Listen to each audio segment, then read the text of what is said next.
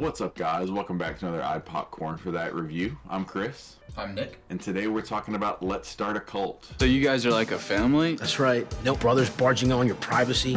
Stop eating off! It's time to go to work! No Uncle Aaron stuffing you in a sleeping bag, not letting your ass out, and you're like screaming like, ah! Like, help me!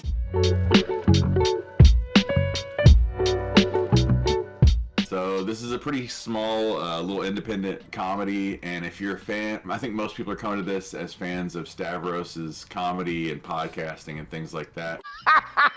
He told him. But What the fuck? So this is the first time I've seen him as like a major role in a full-length motion picture, and he is co-writing it as well. So this was your recommendation. I'm gonna turn it over to you. Well, what's this movie about, first of all? Having missed out on his cult's long-awaited ritual suicide, an obnoxious loser teams up with his bogus ex-messiah to rebuild their doomsday commune. Traveling together through Middle America, the constantly bickering duo induct a military wannabe, a mentally unstable mom, a mysterious foreign hitchhiker into their cult. But will this family of outcasts fulfill their transcendent destiny, or decide this life might be worth living after all?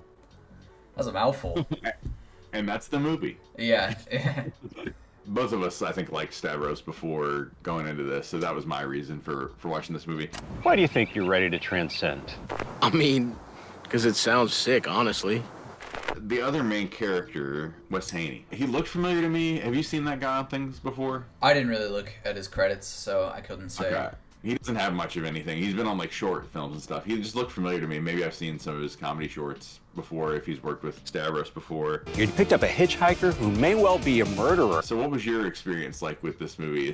You don't get a zany little like 2010 style comedy like this much anymore. That's what I was gonna say. It was a fun time. It kind of like is reminiscent of some like early Danny McBride stuff or Mike Judge type of like live action stuff. It was silly and funny, and Stavros is just kind of everything's a little over the top, especially Stavros, who just like plays this kind of, he's a massive piece of shit that kind of only cares about what he gets out of things, is what it seems like. But Down, okay?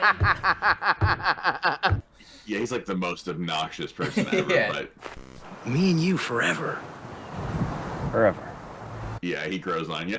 yeah, it turns out to be all right. But no, the movie was fun. I liked all the like I didn't think he was a bad actor in it or anything. I thought everybody was pretty good. Yeah, it definitely did remind me of some of the same movies you're thinking about, like Hot Rod, or I was getting a little bit of Napoleon Dynamite. If Napoleon Dynamite was like they cranked the raunch level up a lot more, and it's almost like the typical stoner kind of comedy, except I don't even know how typical that is anymore. Like where are the comedies at, you know? So, and it's pretty breezy. It's like a 90-minute movie, and it concludes hilarious. I won't give it away immediately. But, I was unexpected but hilarious. You know who I am? Are you kidding me right now? What the hell is he doing? 1, 2, 3, let's... I will say, I don't know about you, it started rocky for me. So like the first like half an hour, I was a little bit like, I'm just waiting to see what's happening, but I'm not hooked yet. Like I'm not sure yet. But I would say from the half-hour mark, pretty much to the rest of the movie, I did find a lot to laugh at. Especially, I don't know this guy at all. Eric Rahill or Rahil is hilarious, dude. Yeah. As soon as he's on screen, I was like, I am invested, and I love it. like, Help me! I think he was the one who reminded me most of like Danny McBride stuff. He seemed like a character out of Foot Fist Way or something. How much slice have you had, Julio? How about you've had enough? I'm gonna sit here and pay for you to stuff your face. But yeah, I think a lot of this depends on how much you connect with Stavros' style of humor. But like I said, I think if you came into this for that reason, I think you're mostly going to be happy with it. Like I said, it maybe flirts with running the risk of being like a YouTube comedy short that ran too long. Like I think it probably could have been like an hour and been a little punchier, but it's 90 minutes, and 90 minutes is a pretty tight movie. Yeah. There were a couple moments where I was like, this is running a little. He plays that like full-length song on the acoustic guitar, and I was like, Right. we can move on from this part. Yeah, I had a little bit of a different viewing experience too, because I watched it at work, so I had to pause it a bunch. Oh yeah. Yeah, I will say too, that reminds me, this is definitely a movie that would be helped out a lot by being not low when you watch it. You know what I'm saying? we're not low. I think I think this is that kind of movie where, like, if you watch this sober as the day you were born on a Sunday morning or something like that, it might not connect with you as much as it would at 1 a.m. Some eye drops in your eyes, but who knows? Some party Who knows? favors. Yeah. There's a pretty funny scene halfway through. A little bit of spoilers where the sex scene with Stavvy was pretty out there. That is hilarious. It was pretty out there, yeah. Yeah, that's the funniest sex scene I've seen in recent memory. So Yeah, so so there's it starts with that, like, you know, romantic movie little music, and they're kind of getting into bed, and then all of a sudden it's just him in a fucking headlock jerking off. But yeah, I think the two main characters play off each other really well. Chip and William play off each other really well. You know, William's kind of the straight man, even though he's like his own flavor of insane narcissist cult leader, and Chip's just this barely lovable like idiot. And Right. nobody in that initial cult likes him. So the opening sequence, but I did get a couple little chuckles out of the opening sequence. But once Eric Rahal shows up as like he just got rejected from the military. He's still living with his like ex-fiance.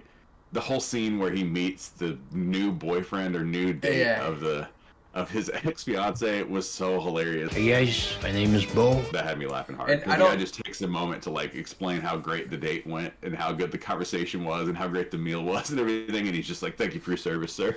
And that's something I was going to bring up is the cameos by other comedians, because that's Joe Pera, and he does a lot of stuff on Adult Swim that's pretty hilarious and has a lot of short YouTube videos. I need to look this up too, but the main girl in the second cult, she makes a point to be like, "Oh, like, what's your wildest dreams?" They're sitting around the fire, and she says she wants to be a TV commercial actress. And I swear to God, she was in. If it's not her, she looks a lot like the girl or the woman from unedited footage of a real bear. Don't risk another minute. Take Claradrel and take life in your hands. Claradril may not be right for everyone. Yeah, she has not been in much. I think a lot of people here have not been in much. And it's funny, some of the people that like were recognizable to me didn't have very big roles.